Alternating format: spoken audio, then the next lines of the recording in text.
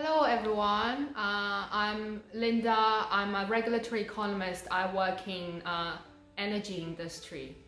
So I've been working for over 10 years and I've been doing a pretty good job at work, I believe.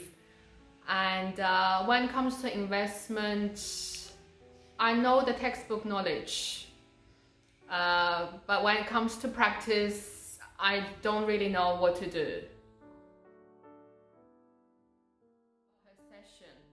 So what I found useful about this workshop is that it's very good for beginners, like someone who knows nothing about property investment.